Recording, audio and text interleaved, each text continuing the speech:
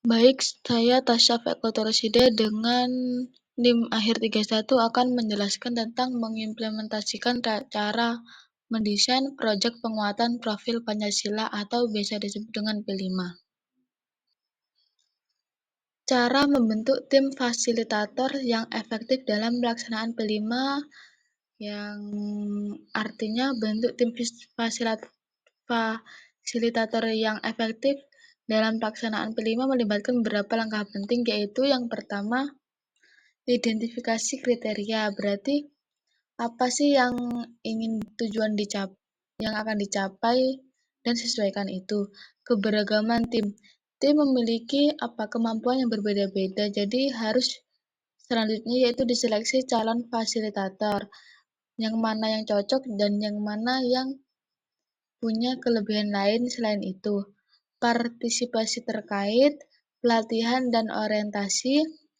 Selanjutnya yaitu pelatihan tugas dan bertanggung jawab. Setiap tim kan sudah dibagi, jadi dia memiliki tugasnya masing-masing dan tentunya memiliki tanggung jawab akan tugas tersebut.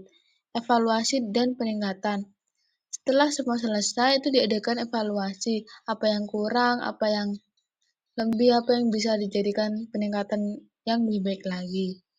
Komunikasi efektif. Perlunya komunikasi dalam tim dan tentunya dalam tim fasilitator yang efektif dalam pelaksanaan P5 ini. Tahapan kesiapan satuan pendidikan sebelum pelaksanaan P5. Ada 3 tahap, yaitu tahap awal, tahap berkembang, tahap lanjutan.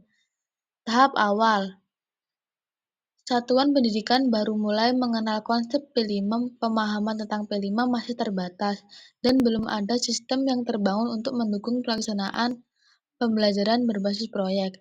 Jadi, konsep pembelajaran berbasis proyek baru dikenal pendidik, dan satuan pendidikan menjalankan proyek secara internal, tidak melibatkan pihak luar, dan belum adanya evaluasi yang sistematis terhadap pelaksanaan proyek. Pada tahap berkembang ini, suatu pendidikan mulai mengembangkan sistem dan mekanisme untuk mendukung pelaksanaan P5. Jadi memiliki karakter yaitu mulai berkembangnya rencana pelaksanaan P5 dan terdapat kolaborasi antara guru, siswa, dan komunitas dalam pelaksanaan proyek. Dan selanjutnya yaitu mulai dilakukannya evaluasi sederhana terhadap pelaksanaan proyek. Tahap lanjutan. Pada tahap ini, satuan pendidikan telah memiliki sistem yang kuat dan untuk mendukung pelaksanaan P5, baik menjadi bagian integral maupun dari kegiatan belajar di sekolah. Karakteristiknya yaitu satuan pendidikan memiliki tim khusus yang bertanggung jawab atas pelaksanaan P5. Terdapat berbagai macam proyek P5 yang akan dilaksanakan secara berkelanjutan. Dan yang terakhir yaitu dilakukan evaluasi yang komprehensif terhadap pelaksanaan proyek. Menentukan dimensi dan tema yang relevan untuk proyek P5. Artinya untuk menentukan dimensi dan tema yang relevan untuk P5 berikut adanya beberapa langkah. Yang pertama yaitu identifikasi tujuan P5. Tujuannya itu harus jelas, yaitu menentukan analisis konteks, yang dimana pelaksanaan P5 ini akan dilaksanakan. Yang kedua yaitu mengembangkan dimensi dan tema. Artinya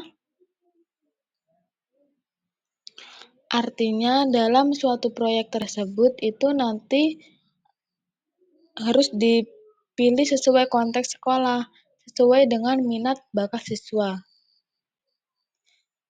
Poin yang ketiga yaitu mengembangkan modul dan proyek. Sebagaimana yang sudah dirancang modul dan proyek tersebut, juga harus nanti dirundingkan supaya menjadi hasil yang memuaskan. Yang terakhir itu pengembangan kegiatan. Kegiatan yang dilakukan dalam proyek dimensi itu yang harus relevan gitu menurut guru, keamanan, atau siswanya. Langkah-langkah merancang alokasi waktu untuk pelaksanaan P5. Yang pertama yaitu menentukan durasi proyek. Sesuaikan dengan kalender akademik bisa tentang pertimbangan hari libur, ujian, atau kegiatan sekolah lainnya. Yaitu perhatikan kompleksitas proyek. Proyek itu harus membutuhkan waktu yang lama. Alokasi yang umum yaitu 20-30% total pembelajaran dalam 1 tahun. Yang kedua yaitu mengatur alokasi waktu. Artinya, pokok harus sesuai di mana tentang keadaan atau waktu yang ditentukan oleh jadwal pembelajaran dalam 1 tahun menurut kalender pendidikan atau bisa dirapatkan kembali. Yang ketiga yaitu fleksibilitas dalam alokasi. Berarti membuat jadwal rinci tentang kegiatan spesifik, tentang jadwal yang harus disiapkan atau kendala yang mungkin akan terjadi, yaitu harus penuh kesiapan. Yang keempat yaitu evaluasi dan penyesuaian. Maksudnya, evaluasi secara berkala. Lakukan selama proses pelaksanaan proyek. Dan sesuaikan jadwal jika diperlukan, lakukan penyesuaian sesuai dengan hasil evaluasi. Menyusun modul P5 itu sebenarnya ada sulitnya, ada enggaknya. Yang pertama yaitu mungkin analisis kebutuhan peserta didik dan konteks. Berarti tema yang dibuat tuh harus sesuai dengan materi dan harus jelas sesuai dengan minat dan bakat siswa. Selanjutnya yaitu merumuskan tujuan pembelajaran. Sebelum kita membuat modul, kita harus tahu tujuan atau target yang akan kita capai itu seperti apa.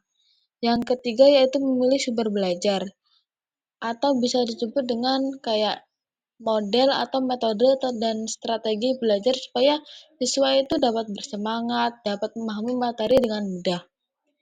Yang keempat yaitu menyusun asesmen. Setelah membuat modul ajar atau saat membuat modul ajar kita tuh harus menyusun asesmen, membuat kayak LKPD-nya seperti apa, dan pokok soal-soal yang relevan yang sesuai dengan ajaran yang akan diajarkan. Yang terakhir yaitu membuat struktur modul. Kan struktur modul ada CP, ada KD, ada TP, ada langkah-langkah yang akan diuraikan dalam materi yang akan dibahas pada murid kita nanti. Sekian, terima kasih. Mohon maaf karena tidak bisa lancar. Wassalamualaikum warahmatullahi wabarakatuh.